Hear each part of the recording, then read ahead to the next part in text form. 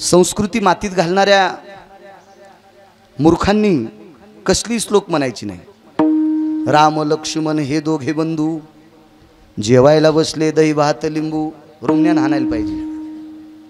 दहीन भात खात असतील, दही जर नसलं तर लिंबू पिळतील खिचडीवर, पण दह्यात लिंबू पिळणारा किती मूर्ख असेल। आयुर्वेद तरी मान्य करतो का? डॉक्टर तरी मान्य करील का रे तू? करा वै रे गौतम, करू शकतो मान्य लक्ष्मण। मग ह्या श्लोक म्हणणाऱ्याचे गोळ्या संपल्यात का?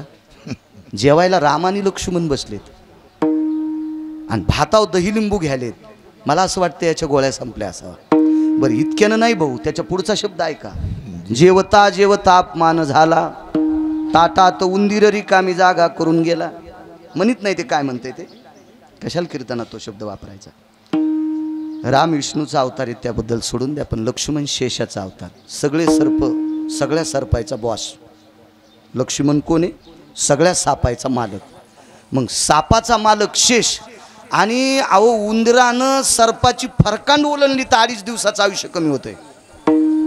जित्ता सरप नाही पाहायचा वर्णेकर, सरप असा जर रस्त्यावरून गेला ना आणि ती वाट फरकांड म्हणत होतात ना भाऊ, पण ती फरकांड जर ओलांडली, उरंगाची वाट चाली, मुशके थेकुटी केली, ती आडचा दिना खंडली आयुष्य मर्यादा। हे काय एखाद्या मूर्खाचं वाक्य नाही, हे अधिकारी लोकांचं। आडचा दिना खंडली आयुष्य मर्यादा, 2.5 दिवसाचं आयुष्य जर फरकांड वलनल्या उंदराचं संपत आहे, तर सरप पाहिले उंदीर हरिपाठ म्हणत असेल का? आणि सर्पाचा मालक शेष त्याच्या ताटात जर उंदी लघवी करत असेल तर इतकी मायवेली का उंदराची? श्लोक म्हणणाऱ्याला अक्कल पाहिजे का नाही? नाही, असली घाणेरडी श्लोक पंक्तीत म्हणायची नाही।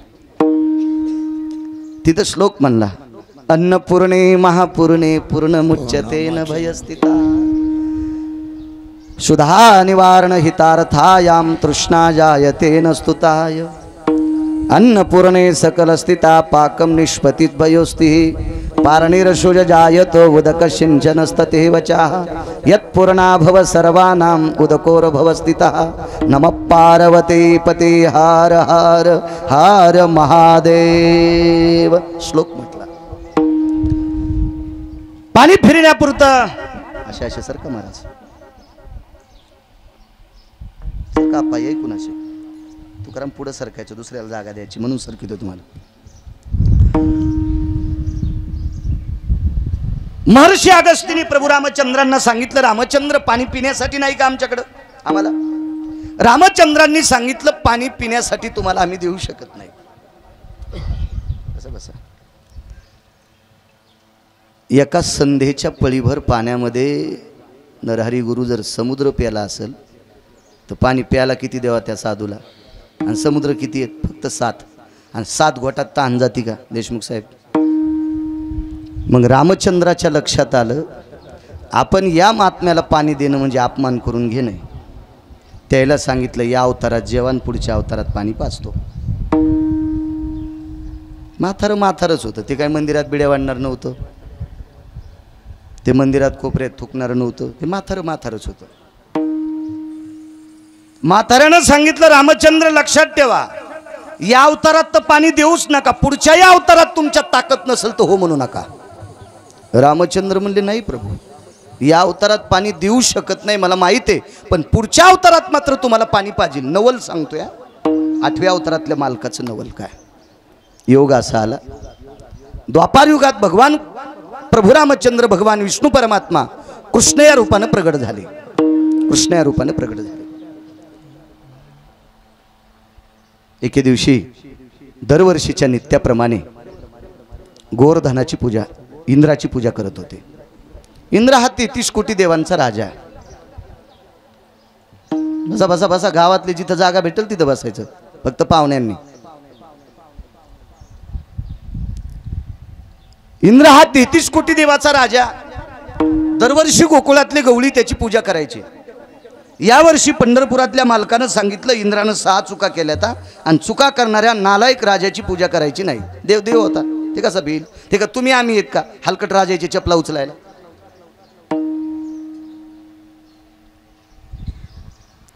मला असं वाटतंय, सात्विक सदाचारी तरुण मुलानं नालायकाचे बुट उचलण्यापेक्षा तितका वेळ जर कामात घातला तर आयुष्यभर कोणाच्या पुढे हात पसरायची वेळ येणार नाही. काम करण्यात वेळ घालायचा, आपला काम करण्यात. उद्योगोमवर धनते लक्ष्मी.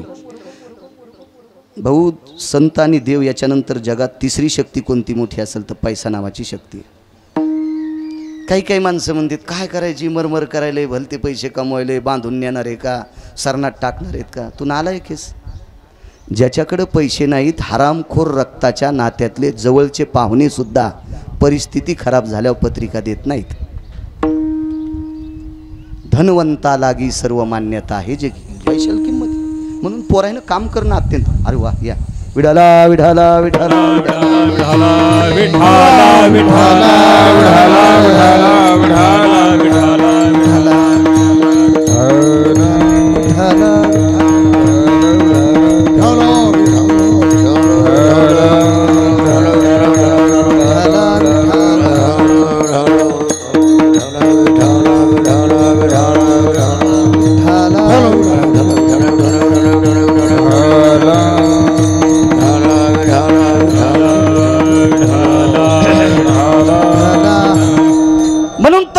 काम करणं अत्यंत गरजेचं आहे.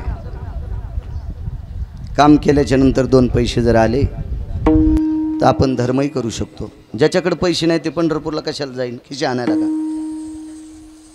ज्याच्याकडे पैसे आहेत त्यानंच पंढरपूरला जावा. निदान तिथं पंगत देता येईल, एखाद्या बन भिकाऱ्याला 10-5 रुपये देता येईल. म्हणजे परमार्थ सुद्धा पैशाशी होत नाही. पंगत करायची असेल, आजच्या पंक्तीचा किराणा दुकानदार म्हणले का गिरगावमध्ये सप्ताह चालू आहे, काय हरकत नाही, फुकट घेऊन जा. होय आबा, असं होते का. कसं देईल तू. अगाव साहेब, पैशाला किती किंमत आहे सांगू. पैशावाली माणसं मेल्यावर त्याच्या मातीला पैशावाले जर गेले तर मसन वाट्यात पण ह्याच खुर्चीवर बसत आहेत. पैशावाली माणसं मसन वाट्यात पण भोईला बसत नाहीत. तुम्ही टीव्हीवर मोठ्याल्या माणसाच्या मात्या पहा, लक्षात येईल पैशाला किती किंमत आहे. इंद्रा समर्थ आहे, पैशावाला आहे, पण नालायक आहे. 6 चुका केल्या इंद्राने. जगद्गुरु तुकोबारायांना फसवण्यासाठी एक स्त्री पाठवली. त्यावेळेला तुकोबारायांनी वरी बोट केलं. वैकुंठवासी नथुराम बाबा केहाळकर म्हणायचे, जायू तू माते नकरी सायास आणि आम्ही विष्णुदास तैसे नो. नथुराम बाबा म्हणायचे तुकोबारायानं वरी बोट केलं. त्यावेळेला 6 लोक हलकट वरी होते. त्याच्यापैकी इंद्र होता. 222 लाल दिवे त्याच्या गाडीला होते, तरी पण हलकट होता इंद्र. किती हलकट. न्यायशास्त्र ज्या व्यक्तीनं केलं, न्यायशास्त्र ज्या व्यक्तीनं केलं, त्या न्यायशास्त्रकर्त्यातली 222 सुंदर स्त्रियापैकी एक सुंदर स्त्री त्याची होती. तिचं नाव होतं अहिल्या. तिच्यावर अनुचित प्रकार करणारा 222 लाल दिवे लक्ष्मण ज्याच्या गाडीला आहेत त्यानं हरामखोरपणा केलता. आणि तो सगळ्या देवांचा राजा होता.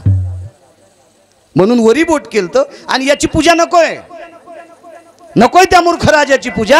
म्हणून पंढरपुरातल्या मालकांनी कृष्ण अवतारामध्ये गोवर्धनाची पूजा केली. जुनाट काही गवळी होते, काही काही परंपरा मोडीत नाहीत ना. नाही नाही, छे इंद्राची पूजा करायची. तुला काय माहिती टोपने, हे काही काही मनानं बसबस करतात. नाही नाही, ही परंपरा कुठून आली. तो काल माळ घातली दात पडल्यावर चावणं गेल्यावर. तुला परंपरा तरी माहिती आहेत का. हा सप्ताह सावरगावच्या मुंढे महाराजांनी सुरू केलेला. म्हणजे आता ते नाहीत, म्हणजे ते सुरू केलं त्यावेळेलाच त्यांचं 65 वर्ष वय होतं. त्याच्यानंतर बंद पडला. आणि बंद पडल्यावर नामधारक पौळ बाबांनी पुन्हा सुरू केला. मधात बंद पडला होता. आपण टाकलं 51-52 वर्ष. काय माहिती तुम्हाला. चला रे चला, चला रे चला, चला टाकीत राहायचं आपलं. पण परमार्थात भूषण दाखवायचंच नाही. परमार्थ झाकायचा असतोय, दातृत्व झाकायचं असतंय, उदारता झाकवायची असती आणि पाप उघडं करायचं असतंय. आपण नेमकं परमार्थच उघडं करतो, म्हणून वरचा पावत नाही आपल्याला. विठाला विठाला विठाला विठाला विठाला विठाला विठाला.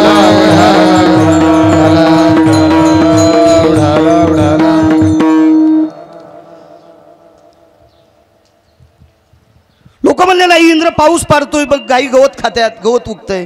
अहो काय म्हणले, इंद्राला पाऊस पाडावाच लागतो. तो पाऊस पाडतो तरी इतका तरी कोणता शहाणा आहे. मेघाला कळती का हागंदारी शेत नाही विचारित हागंदारी शेत. मेघ म्हणजे पाऊस. तळ्यात पावसान पडावं का अगाव साहेब? नाही. हागंदारीला पडावं का? नाही. त्याने रानात पडावं, खडकाव पडावं का? पण कळतच नाही मेघाला. भगवंतानं सांगितलं कोण इंद्र? गोवर्धनाची पूजा करायची, या पर्वतावरचं गवत गाई खात्यात आणि त्याच्याकरता पूजा करायची. देवालाही सगळं नाटक करायचं होतं, त्याला राग आणायचा होता. नवल केवढे केवढे सांगतो. इंद्रानं सेवक पाटीलांना सांगितलं आपला अपमान केला, आपला सन्मान केला नाही. दरवर्षी आपला सन्मान करते, यावर्षी आपला सन्मान नाही, आपला अपमान केला. गोकुळातल्या लोकांना दाखवायचं. सेवक म्हणले काय दाखविता? म्हणले असा पाऊस पाडायचा की तिथलं एकही राहिलं नाही पाहिजे, चट वाहून गेले पाहिजे. पाऊस पडा हत्तीच्या सोंडेसारख्या धारा, शिळावर शल्या धारे, रक्षिले गोकुळ वो नखी धरी लागिरी. निर्भय लोक पाळ अवतरले हारे, जय देवा कृष्णनाथा राये रुक्मिणी कांता. आरती ओवाळीन तुम्हा देवकी सुता.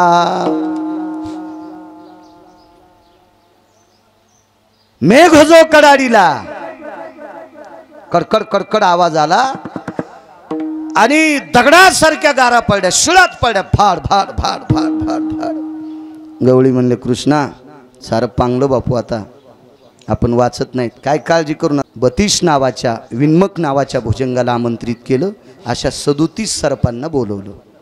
त्याच्यातला एकानं सांगितलं एवढ्याचं काम नाही, आम्ही सगळेजण या पर्वताला आळं करतो. आळं केलं आणि एका जागेवर पाणी घेतलं. 14 समुद्रा इतकं पाणी. आपली करपरा भरून जर गेली तर काय होतं विचार करा. तर 14 समुद्र एकाच टायमाला वाहत होते. आणि मग भगवंतानं सांगितलं गुरुवर्य महर्षी अगस्ती या, पाण्याची व्यवस्था केली. म्हाताऱ्यानं तोंड लावलं, दगड चोप कर, तोंड लावलं तात्या. 7 दिवस 7 रात्रा पाणी पिलं. 8व्या दिवशी म्हाताऱ्यानं चुटकी वाजली. इंद्राला सांगितलं येडपटपणा करू नको, वर्षभर बी हे तुला भेट नाही. तू उग फुकट कळण शेंडी वळवळ, तू काय लायकी आहे म्हणला. तू वर्षभर जरी पाऊस पडला तर जनपर्वत धरलाय का ते तुला भेट नाही. तू मुकाट्यानं माघार घेऊन पाऊस बंद कर, अगस्तीनं सांगितलं. आणि पाऊस बंद झाला, दृष्टांत संपला. 7व्या अवतारात जीव घातल्यावर पाणी द्यापुरतं नव्हतं आणि देताच आलं नाही. प्रभू रामचंद्राला माहीत होतं एका आचमनात समुद्र पेला. लक्ष्मी भेट होती अगस्तीला.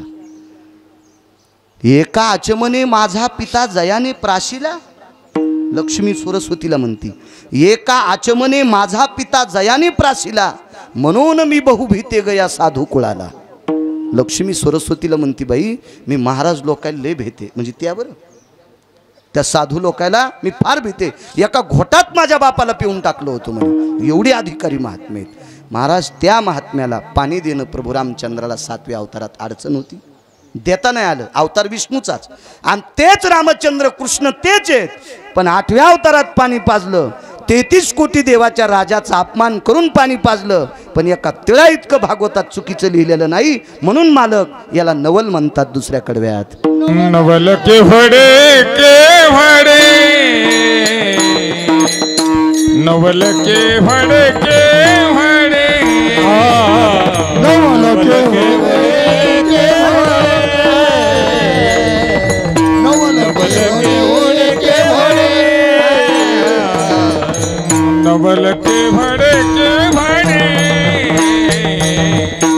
नवल के भड़े के भड़े,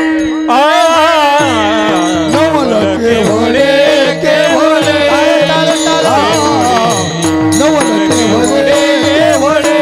नकळे कान बाचे कोणे, नकळे कान बाचे कोणे, नवल के भड़े के भड़े, नवल के भड़े के भड़े, नकळे कान बाचे कोणे, नकळे कान बाचे कोणे, नवल के भड़े के भड़े, नवल के भड़े के भड़े.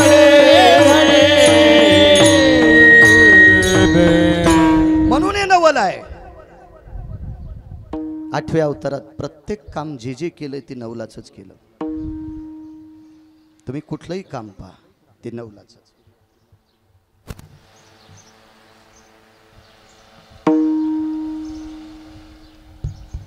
7व्या अवतारात एका चांगल्या माणसानं सांगितलं माझं पोरग मृत्यू पावलं, उठवा ना. चांगल्या माणसाचं पोरग होतं आणि ते मृत्यू पावलं. प्रभू रामचंद्रांना सांगितलं मालक आयुष्यभर तुमचं भजन करतोय, घरावर तुळशीपत्र ठुलंय, रात्रंदिवस तुमची सेवा करतो, माझा मुलगा गेलाय, उठवा ना. नाही उठिला.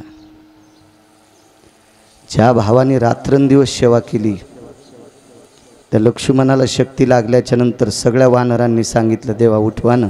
नाही उठिता येत रे मला, उठिता येत नाही मला, नाही उठिता येत. लक्ष्मणाला ज्यानं औषधी दिली ते औषध त्या डॉक्टरचं नाव होतं सुषेण नावाचा डॉक्टर. जुन्या काळात त्याला वैद्य म्हणायचे, आता डॉक्टर म्हणते. सुषेण नावाच्या वैद्याने औषधी सांगितली. या औषधी दिल्याच्या नंतर लक्ष्मण उठले आणि तो सुषेण नावाचा डॉक्टर ज्या वेळेला मृत्यू पावला त्यावेळेला सुषेणाची पत्नी प्रभू रामचंद्राच्या पायावर लोटांगण घालते आणि सांगितलं देवा तुमच्या डोळ्यातलं पाणी पुसायचं काम माझ्या नवऱ्याने केलं, नाही तर लक्ष्मण जर वाचले नसते तर प्रभू रामचंद्रनं प्राण सोडला असता. आणि प्रभू रामचंद्र गेले कळालं की भरताने प्राण सोडला असता, भरत गेले कळालं की शत्रुघ्नानं प्राण सोडला असता. राजा दशरथाच्या 4 सुना विधवा झाल्या असत्या. कोण म्हणती? आगाव साहेब सुषेण डॉक्टरची बायको. लोटांगण घातलं, नवऱ्याचं पार्थिव समुद्राच्या वाळवंटात रचलंय, सती जाणार बाई आहे. पण बाईने विचार केला ज्याच्या डोळ्यातलं पाणी माझ्या मालकानं पुसले अंत्यविधीला आलाय, आपण जाता जाता त्याला भीक मागावा. समुद्रात स्नान केलं आणि वल्या कपड्यानं वटीपदर पुढं केला. स्त्रीला पदर 2 असते, एक डोकं झाकायचा असतो आणि एक वटीपदर असतो.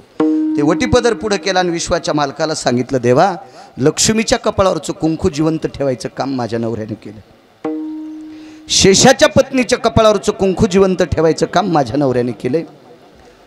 भरत शत्रुघ्नाची म्हणजे सीता, उर्मिला, श्रुतकीर्ती आणि मांडवी ह्या 4 सुना दशरथाला होत्या.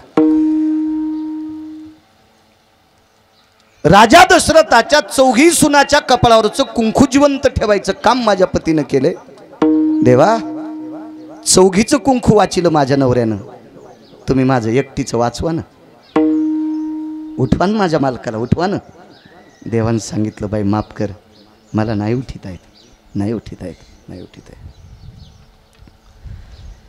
इकडं वारकरी संप्रदायात गोडसा पुरावा आहे. तुका म्हणे पतिव्रतांतीची देवावरी सत्ता.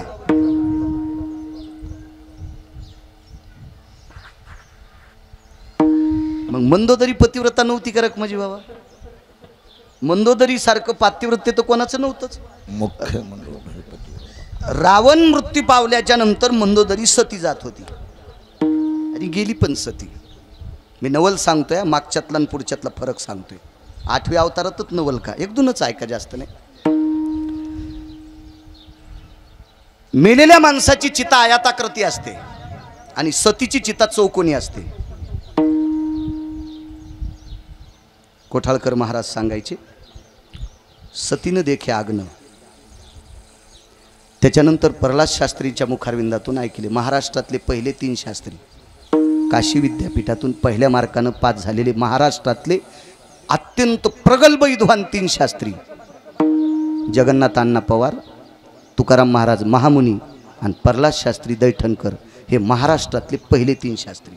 याच्यानंतर शास्त्री खूप झाले पण महाराष्ट्रातले पहिले 3.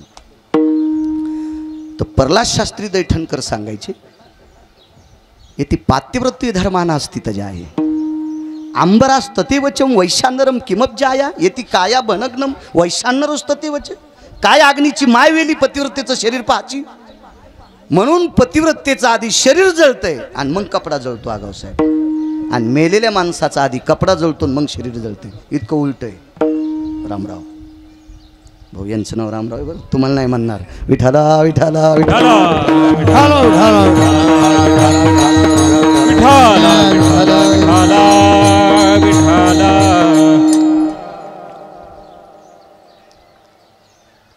मांडी घालून बसली आगावसाहेब ती.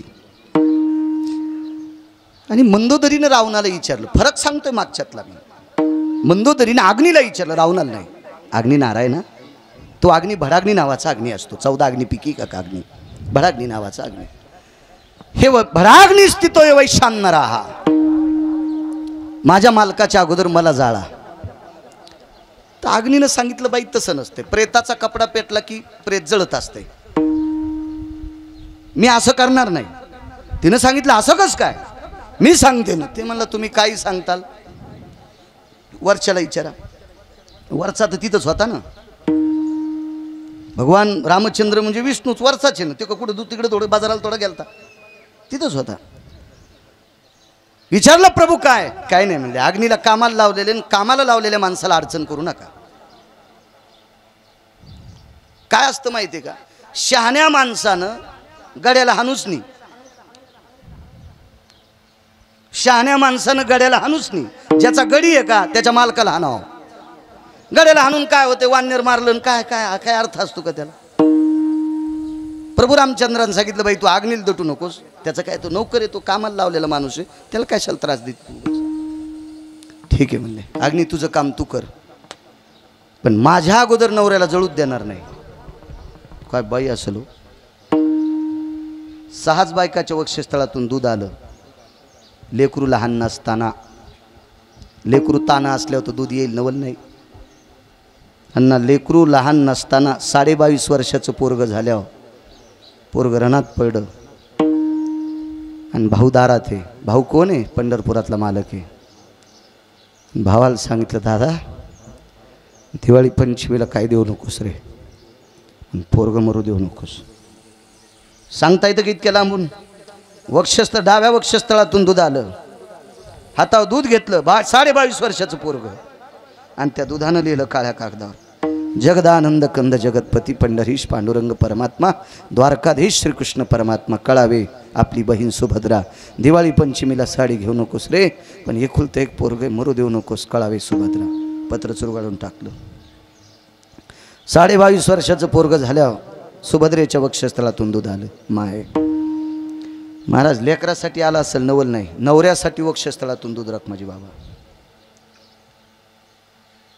यमधर्माची प्रार्थना केली. यमनारायणा, यमधर्मा, माय लेकरावर जितकं प्रेम करते त्याच्या 1000 पटीनं जर मी माझ्या नवऱ्यावर प्रेम केला असेल तर माझ्या वक्षस्थळातून दूध यावा.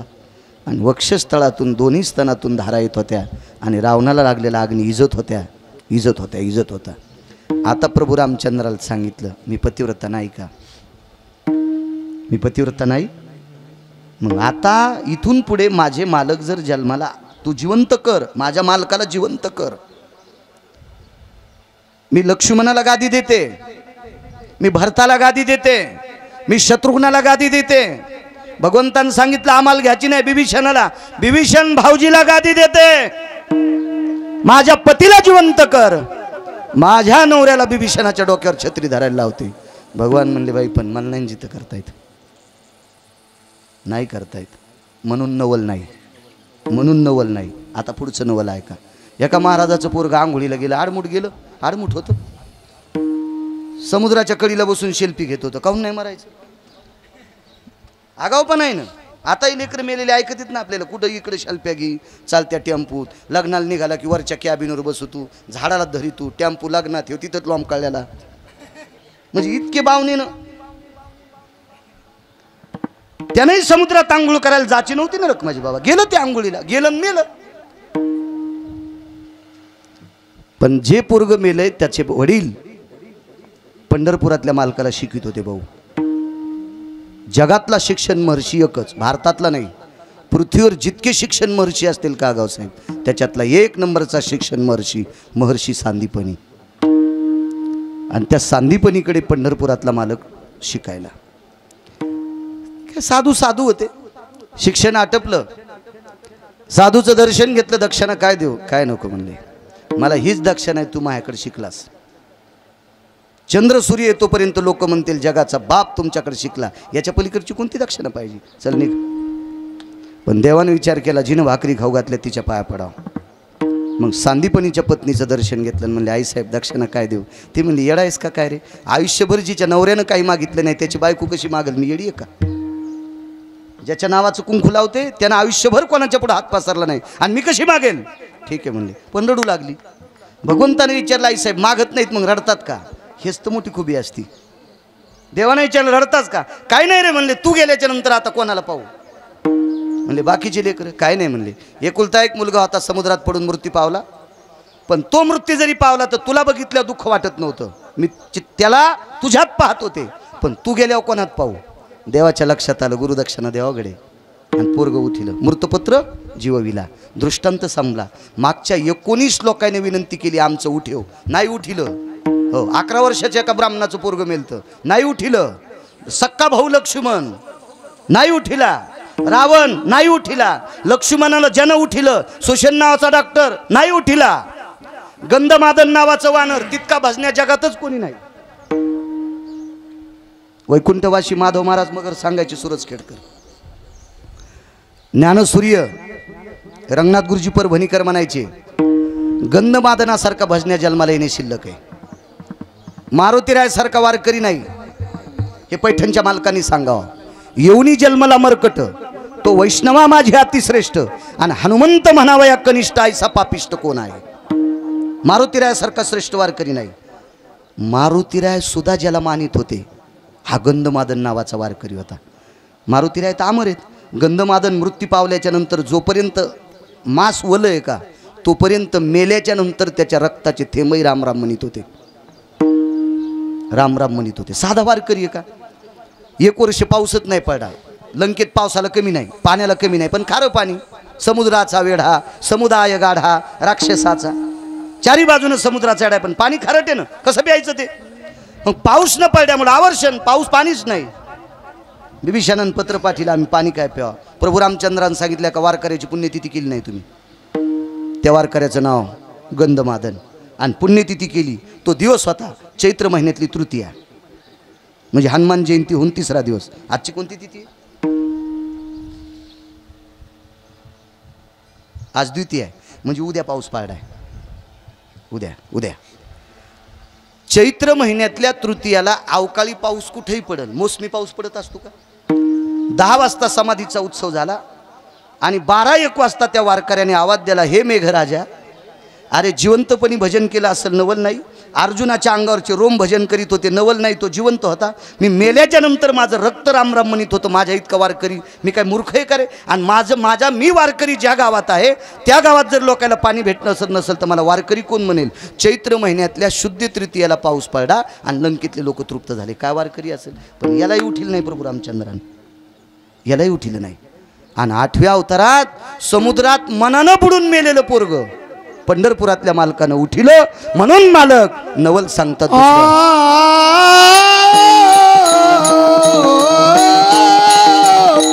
नवल केवळे केवळे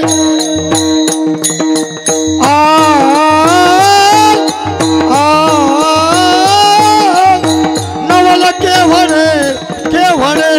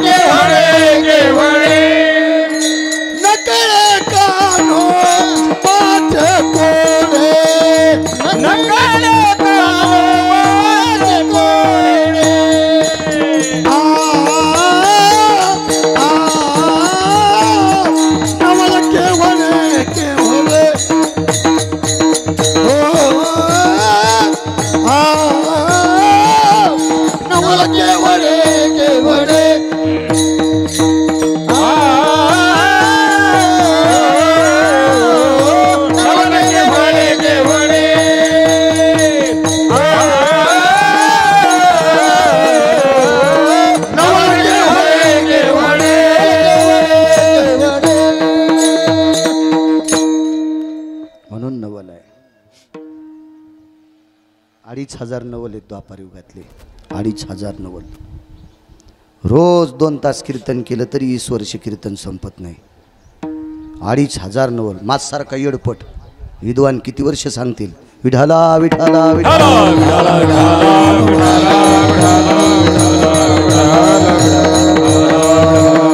एक नवल सांगतो.